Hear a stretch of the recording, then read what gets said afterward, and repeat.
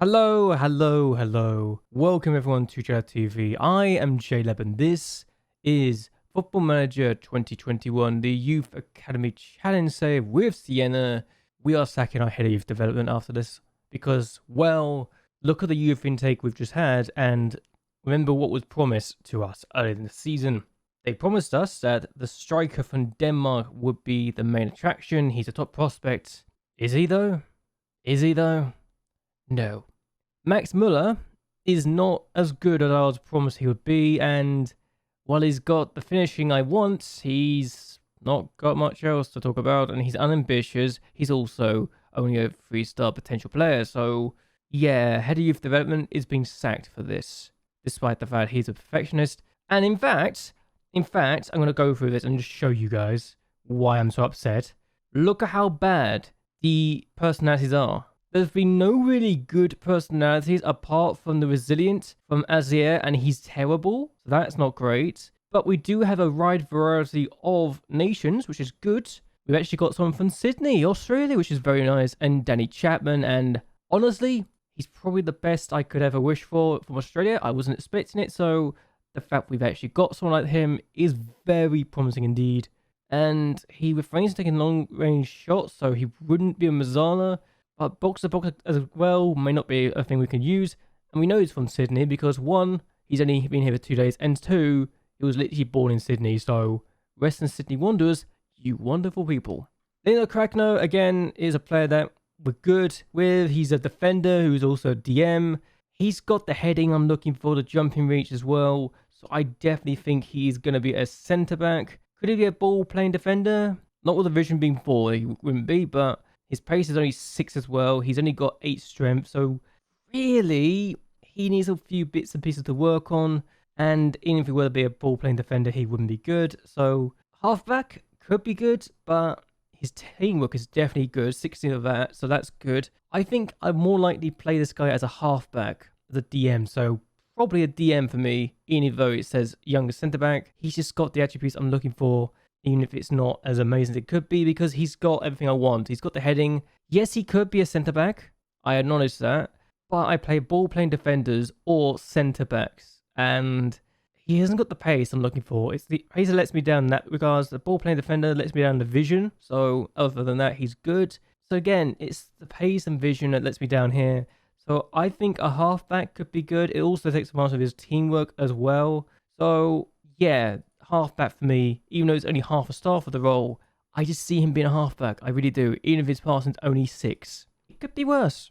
Palamo is a good winger, but again, he's not amazing right now. Could be a pressing forward on attack. I mean, he's not amazing at it. He hasn't got the strength either, or the anticipation.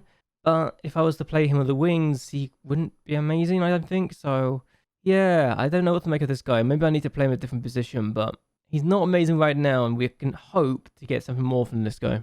João Augusto, a winger outright, and I think has got the ability. He's got the attributes I'm looking for, the physical side of things, so he's very good physically. He needs a few bits and pieces here as well. He did come from Academica because he's only been here for a day. Okay, he's been here for a while, so he's not from Academica. Okay, he's been here for 1,270 days. It's only 190 days away from getting the nationality. He's got low determination though, so we can definitely work on that to get the mentoring for this guy and get that out of him. Max Muller, we've already talked about, and I think I can work with this. Even if I'm not happy with him being what he is, I think he's definitely got attributes I can work with. So while they're saying he's the best, he's not the best. He's reasonable on both sides of the feet as well, so he can play with both feet. He is an inverted winger on the left-hand side as well, but he hasn't got the crossing. So I don't think he's a cross. I think he's the inside forward if he was going to play him on the wings. But again, he just needs a bit of work. He's 6'2" as well. He's a short pass kind of guy and shoots from distance. Though he's only got 7 long shots. So maybe work on him a little bit. I'm just thinking out loud here. We can definitely work with this guy. He just needs to improve, really. Nicola Real, another winger. And he's actually got decent physicals this time, unlike the other guy. He's got no stamina, unfortunately. And he's only half a star on kind of ability. But again, we don't need him to be amazing if he can be a winger. So, winger on attack and aggression, anticipation's not great. He's got a lot of things he needs to work on, but it could be worse. Luis Garcia, though, goalkeeper. This is the guy apparently we were told to be excited about as well. He's definitely from Academica because he's only got 2 days in his time in the nation so far. I think he could be good. He just needs to work, and it's like Padel, really. He has the potential, he just hasn't got the ability we need from him. So between himself and Padel, we've got a lot of problems here. He's also unambitious, so we have that problem a lot, it feels like. At least Padel's fairly ambitious now, which is nice. But we just need a few more things to work, and hopefully that could be better and better, right?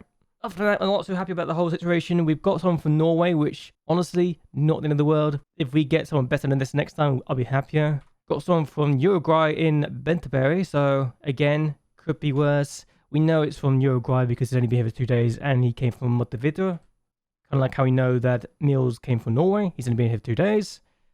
This guy is just, this is literally the guy I will be absolutely giving up on the Cypriot link because he's terrible. He's absolutely terrible. Worst decision ever. And I regret making some of these moves now. I really do. So we're going to go for the affiliates now. And we officially are going to terminate this link. And I don't care. I've literally given up on him. Shamrock Rovers, I'm going to give up to, I think, because they haven't really done anything for me as of this moment in time. In fact, I'm just going to show you this. We've got 58% world knowledge. Getting rid of Paphos did not do anything to harm us at all. If we take away Ireland, we would have got someone in there. So again, it makes no difference to me to get rid of Shamrock Rovers. So cancel this link as well. And then it's just those two we wanted to get rid of. I just wasn't happy with the links. They weren't doing anything for me. And I think this team eventually I might get rid of if they don't give you any good players soon. At least this one definitely has worked out. And not just the merchandise sales, but also the fact that they give me players. So that's good. We're also going to go through the games since we last met, so let's talk about them, shall we? Since we last met, we took on Pescara, and we took the lead thanks to a penalty inside 6 minutes. Corella then finds Finale, who finds Corella again. Corella plays it across, and Viatina scores to make it 2 inside 90 minutes against Pescara. And yes, we are now 3-0 up after we have this moment where we just do really well. Finale finds Corella. I thought it was over a hit. It wasn't. It's a goal. 3-0 inside 53 minutes. Unfortunately for us, it's not the best defensively we've ever done. I mean, the fact that's gone in is disappointing, quite frankly. So, yes, 3-1 to us. We win our first win in a bit. And honestly, I'm just happy we won because I feel like sometimes we've had some really good games and just don't win at all. Away from home, we feel like we're definitely not amazing, you know?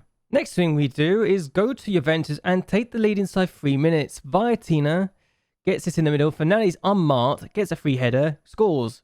And I thought, oh, this is good. This is really good. How can we do with this?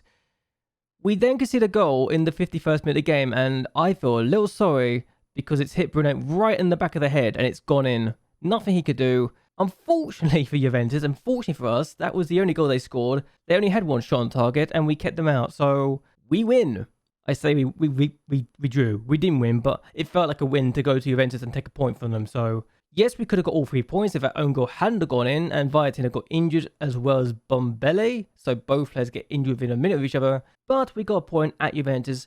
For me, that's as good as 3 points. The next match we had was at home to Calgary, and for some reason, away from home were good. At home, we didn't seem as good.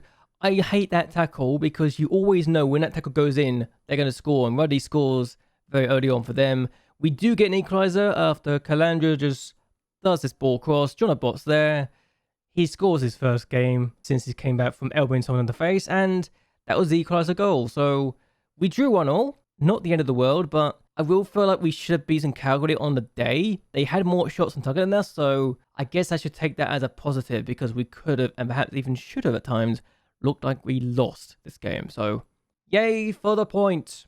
We then went to Fiorentina and we took the lead inside 50 minutes. Ayafarat has the easiest chance in the world to score. 6 minutes in, ends his goal drought.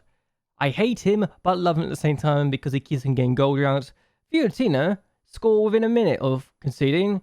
Rodriguez with that goal. Bertolino been an absolute nuisance to us. So, yeah, that's fun.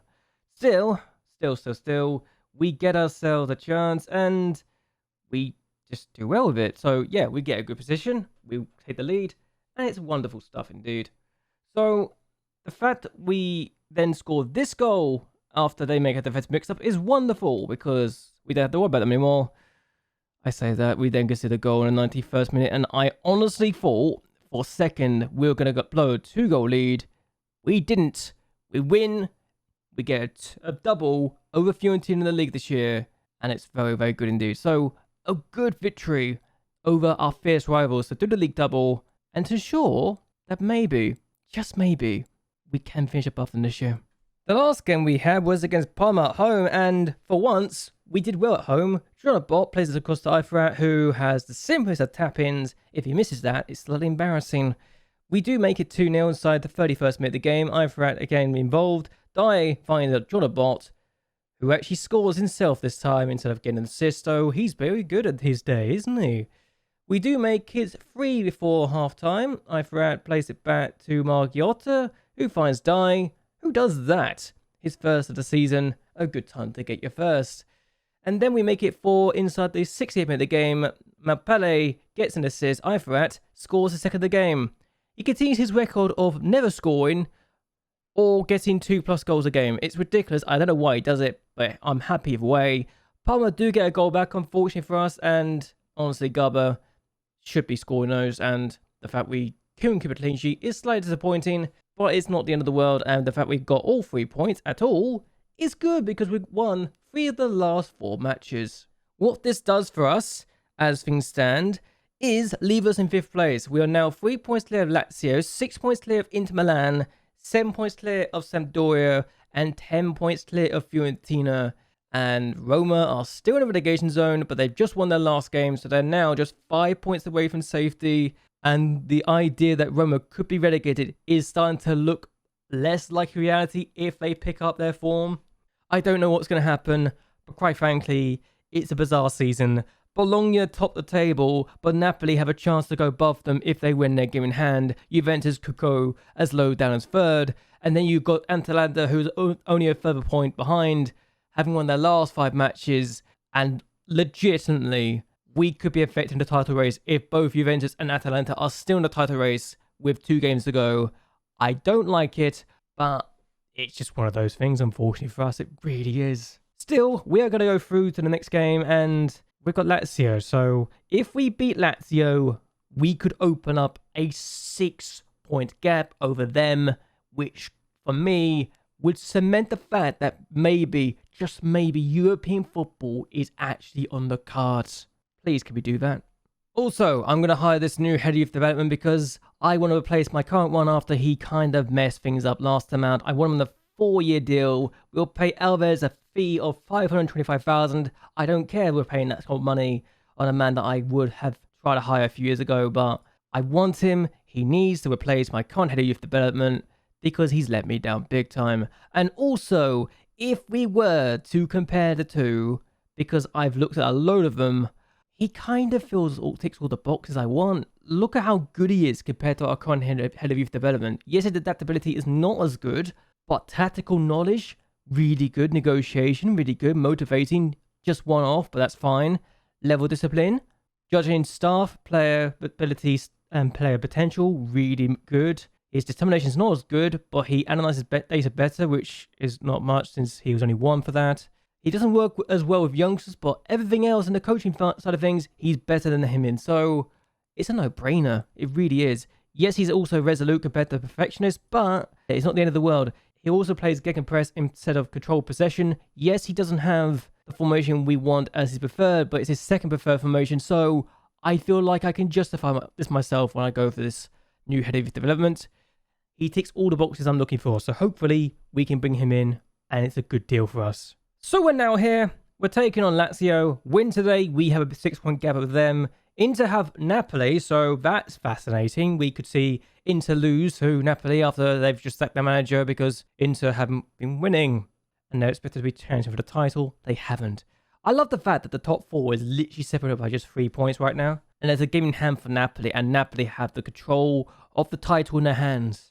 And that we've taken points off Juventus and Bologna, but we can't beat Napoli because Napoli is just too good for us. I don't know what to make of that, but yes. Bologna have Bari, Juventus have Cagliari, Fiorentina, Atalanta. That's a good game for us if Atalanta could win and beat Fiorentina to really cement the fact that Fiorentina aren't going to get European football. Brescia have Sampdoria, so Sampdoria If you could lose the pressure, that'd be great. And also, Genoa have Spal, so if Genoa could beat Spal, they could really make Roma's day horrible because they got Pescara, who also would love to beat Roma to ensure they get further away from Roma and get closer to survival because they love to survive, wouldn't they? Yes. Still. It's one of those things. Everything that can go wrong for you will probably go wrong if you're a Roma fan at this point in time because you could be looking at your team with 8 games to go, potentially being 7 points from safety. Or 8 points from safety, actually. It could be 8 points because you never know what's going to happen. Especially if they lose to Pescara and Genoa also win. So it's one of those things, isn't it? Where you literally could be 8 points away from safety with just 8 games to go. Unbelievable scenes. We're also only 5 points away from what we got last year. So I think we've improved without making signings. It's great. It really is. Di Luigi was actually injured. He's only available to play 75 minutes. But I'm going to make him play 75 minutes because he's kind of needed. This is the lineup. We're going to see what we can do with it. We're also going to tell opposition instructions to do this because for some bizarre reason, it sometimes works. I say sometimes. It's been really good at times. So if we can do what we've done away from home recently, then we're looking strong. Very, very strong. Let's have lost 3 of the last 5 matches. We're unbeaten in 5. Let's beat them today. Also, JLAB's the top goal scorer in the league. Who would have thought that'd be the case at the beginning of this season? When I was looking at my team and thinking we need to make some improvements somewhere. And he suddenly come alive and decided to actually take control of the situation. Good on him. Good man. Just stop elbowing people in the face and you'll be good, right? So, Lacuna with the free kick. It's been tipped over by the goalkeeper. Good save. It would have been a very good goal, but fortunately for us, we can deny them. Hooray! They got a corner now. Avramidis takes it and it's off the line from Di Luigi. Good stuff. You know what's funny? Cagliari have actually beaten Juventus. All we need to do is avoid defeat because Lazio were good. Eifrat on the ball. He only scores 2 goals a game or never at all. Lenzi, though, on the ball. Oh, that could have been good, couldn't it? So, no, at half-time. We've had a chance. Wasn't our best moment, but we could have taken it. Didn't take our best moment, did we? If only Eifrat could have used his pace to get away from him. I know he's got pace. That's why it's annoying. Zocchi gets his head to it. The 20 jumping, which is coming in handy. And Eifrat's lost the ball again, but he gets it back. Here's a bot. Tries to find Lenzi. How has that gone in? How have you scored that? That's ridiculous. I have no idea how he scored it, but he scored it for his 4th goal of his career and his 1st of the season. How has this gone in? Is it the bounce? That should not have gone in, but I'm taking it either way. Also, Napoli are losing, so that's something. Emilio on the ball, and suddenly my decision to play Lenzi's worked in my favour. I can't believe we're winning this thanks to that really bizarre header. Lacuna over the... Yeah, it's literally over. Oh, cool. Kalanja has been booked, and Benamara has been injured. Apparently, here's a problem with apparently taking care of it. Abubakar, wide of the post. So here's Zocchi. Zocchi again, Di Luigi. I'm expecting something stupid to happen now. But or we have a chance. Eifrat, score! He has! It's 2! We are leading 2-0. He's got his 14th of the season now. That's his 20th goal for the club. And he's entered a very elusive club. But not many other people... I say not many people have done it. He's the 20th person to have got 20 plus goals for the club if you take away own goals. Bloody hell. I didn't think he'd score that, but okay. 2-0. Corella on the ball now. Van Dijk has... What got to this? I'm just surprised we're winning 2-0. I know Lazio have just hired a new manager and all, and they're struggling at times, but this is still surprising to me that we could legitimately be 6 points clear of 6th and 7th. Dai finds Margiotta. Lenzi's got to that. I thought that was a bad ball, but Eifrat, Lenzi could be free, is free. We are tearing apart Lazio, and I don't know how to feel about it. I'm a bit shocked. So this is good. We're tailing the cup, it feels like, but in the league, we're very consistent. Hopefully, when we secure Europe this year, because we're literally going to be 1 point off from what we did last year, we should hopefully next year be very good. This is a very interesting side, and I'm hopeful this is a sign of good things to come. Di Luigi is booked. I'm going to take him off the tackles. Don't get sent off, please. Napoli just equalised against Inter, which is interesting. Here's Lenzi. Ball through to Eifrat. This could be 4-0. He's continued the record. What a record this boy's had this year. He either scores 2+ goal a game, or he doesn't score at all. We're 4-0 up against Lazio. Remember we beat Napoli 4-0 last year away from home? This just reminds me of this. It reminds me of that result, this game. What a result this is turning out to be. Unbelievable. We've just beat Lazio 4-0 at their ground. We seem to turn up away from home. It's wonderful. It really is. What an amazing result this is turning out to be. We're now 6 points clear of Lazio and 8 points clear of Inter because Inter drew against Napoli, who are just a point behind Bologna and Juventus with a game in hand because Bologna lost to Bari in the 92nd minute. Juventus, who were actually leading at 1 point, ended up conceding an 86th minute equaliser, and Roma lost again. Despite being 1-0 up at 1 point, they gave away 2 goals in the 78th and 88th minute, and then got a late goal in the 92nd minute.